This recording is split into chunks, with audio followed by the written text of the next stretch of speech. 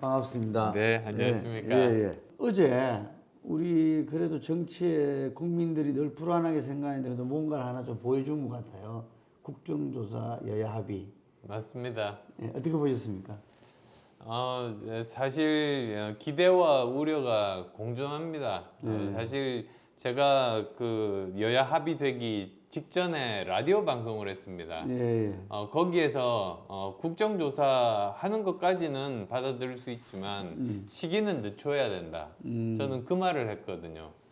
왜 그러냐면 사실은 지금 현재 경찰 조사가 진행 중인데 그렇게 되면은 증인들이 출석 거부를 해도 문책을 할 수가 없습니다.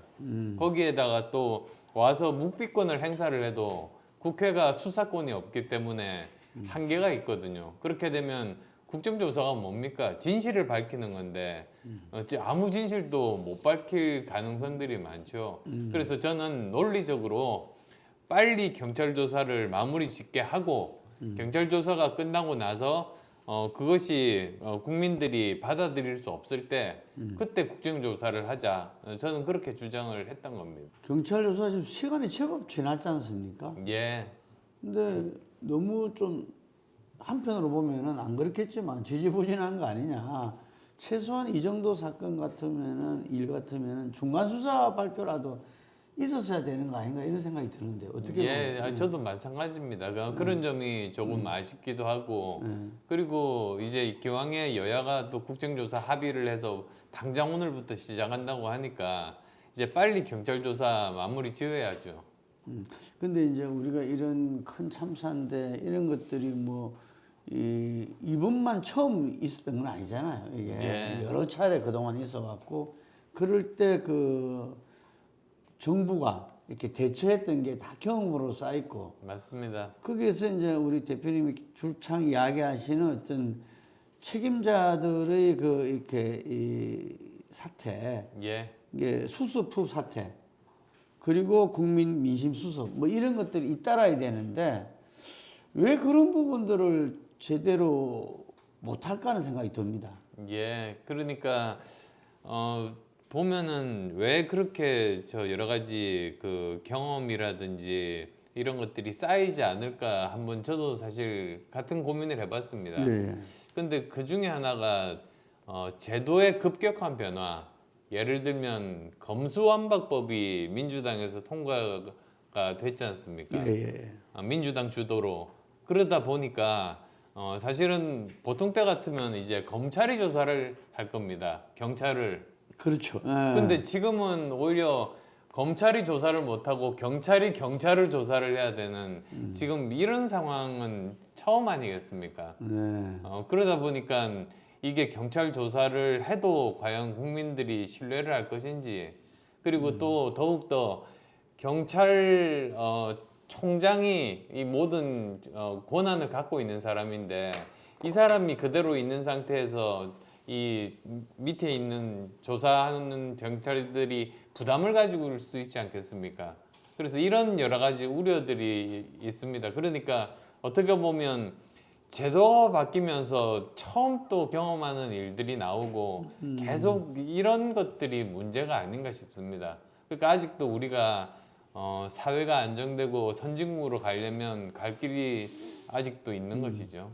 지금 연말 전국에는 또 하나 지금 이제 우리 이 정치계를 하고 있는 게 이재명 민주당 대표의 이 이전에 말했던 사법 리스크가 지금 현재화되고 있는 예, 부분이잖아요. 그렇습니다. 근데 이 거대 야당의 당 대표다 보니까 이것이 야당 탄압이다 뭐 이래 가지고 전국이 얼어붙기도 하고 뭐 이러고 있거든요. 이 부분에서 우리 안 대표님이 보실 때는 좀 이재명 대표한테 좀 충원을 어드바이스를 해준다면은 충원을 어드바이스를 할 게 뭐 하나만 네. 말씀을 드리자면 사실 이제는 솔직하게 자신이 한 일을 밝히고 그 자기가 잘못한 부분들에 대해서는 사법적인 절차를 밟는 게 저는 그 순서라고 봅니다. 그러니까 지금 이미 굉장히 많이 밝혀졌지 않습니까? 외국 그 용어로 보면 방 안의 코끼리 이런 표현들이 있지 않습니까? 사실 누구나 다 그 존재를 알고 있고 그게 굉장히 위험할 수 있는 이런 상황임에도 불구하고 그냥 외면하는 거죠, 사실은. 지금 어떻게 보면 민주당이 그 상태가 아닌가 싶거든요. 그래서 저는 오히려 민주당도 이런 문제에 대해서는 단호하게 이제는 객관적으로 상황을 살펴보고 과연 우리나라를 위해서, 우리나라 정치를 위해서 아니면 뭐 민주당을 위해서도 어떻게 처신하는 것이 옳은 길인가 이제는 판단을 내릴 때가 저는 됐다고 봅니다. 근데 지금 그 윤석열 정부와 국힘이 상당히 이렇게 혁신하고 또 국민들한테 다시금 사랑을 받아 정권 교체도 했는데 한때 도로 한나라당으로 간다 이런 말들이 지금 있습니다. 예. 그러니까 상당히 좀 이렇게 구시대 보수 정치로 돌아가는 모습 메시지들이 나오고 있다. 이렇게 상당히 좀 이렇게 우려하는 목소리들이 있거든요. 대표님 어떻게 보십니까? 저는 그건 아마 의도된 바는 아니라고 생각하고 사실은 이 보면은 민주주의라는 것이 상권 분립이 되어 있고 그다음에 행정부의 역할이 있고 또 국회의 역할이 있고 다 이렇지 않습니까?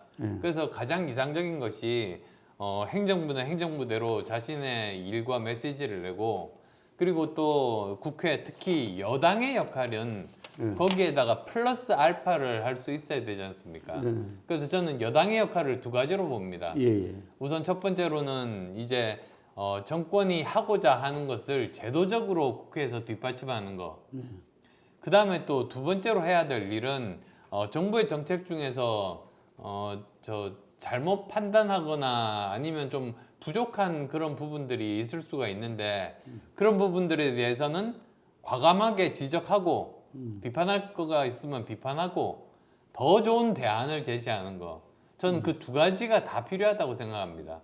만약에 첫 번째 일만 하게 되면 그러면 이 구분이 없어지지 않습니까?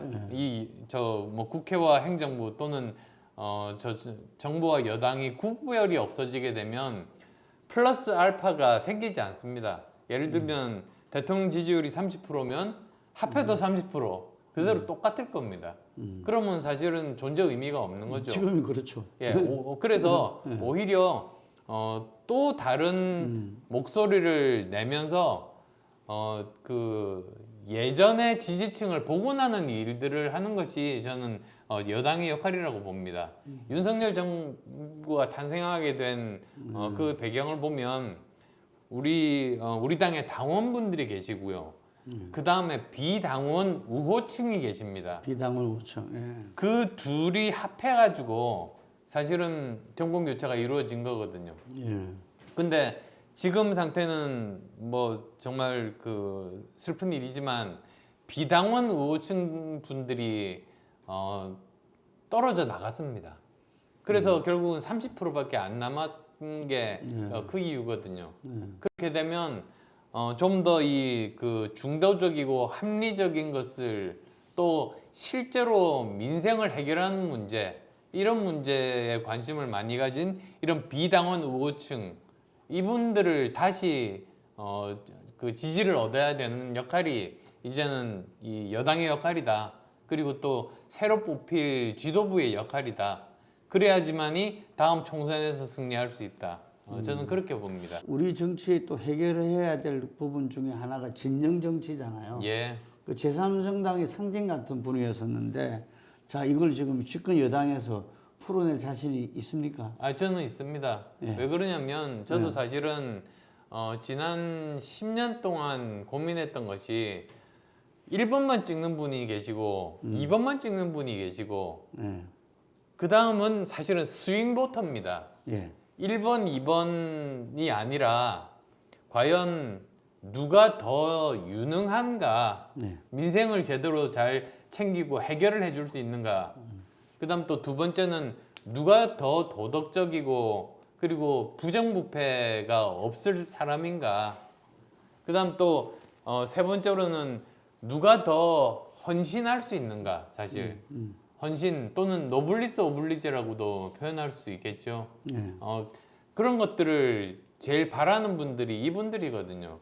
뭐 그거를 다른 표현으로 그 진보, 보수, 그 다음에 중도 이렇게도 말은 합니다만 사실 제가 중도라는 표현은 그렇게 꼭 그 좋아하진 않습니다. 왜 그러냐면 이념으로 자꾸 진보 보수만 이야기하다 보니까 중도라고 이야기하지만 사실은 스윙보터인 셈입니다.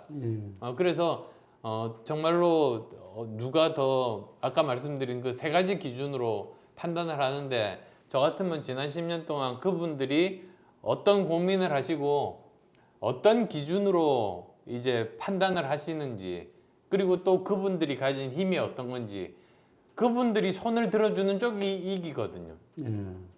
그분들이 손을 안 들어주면 절대로 이길 수 없습니다. 그리고 또 그분들이 가진 나름대로 한계 그러니까 그분들만으로는 집권하기가 힘든 그런 상황들 이런 것들에 대해서는 누구보다도 저는 다 잘 알고 있기 때문에 그 눈높이에 맞춰 가지고 저는 제대로 다시 또 그 지지층을 복원할 그럴 생각입니다. 지금하고는 조금 다를 수 있겠네요. 당의 정책이라든지 당의 이 메시지 이런 부분들이 지금하고는. 그건 큰 방향은 같을 수도 있겠습니다만 예를 들면 그런 거죠. 유능함을 보여준다는 것 자체가 이제 아까 말씀드린 과학기술에 기반한 그리고 초격차 과학기술에 기반한 새로운 미래 먹거리, 미래 일자리 창출해서 성장한다. 이거는 유능함을 보여주는 상징이겠으니까 아마 제가 만약에 그 일을 책임감 있는 위치에서 맡는다면 그걸 하면 완전히 또 민주당과 차별화가 될 수가 있겠죠. 그 다음에 또 두 번째로는 도덕성에 대해서도 사실 뭐 거기에 대해서는 뭐 지금 민주당 대표와 비교가 되겠습니까?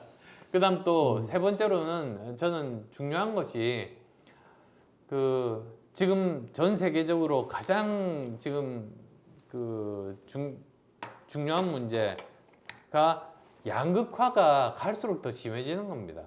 그래서 저는 반드시 사회적인 약자나 힘든 분들을 따뜻하게 품는 그런 정당이 되지 않으면 절대로 대중정당이 될 수 없고 집권할 수 없다고 저는 믿습니다.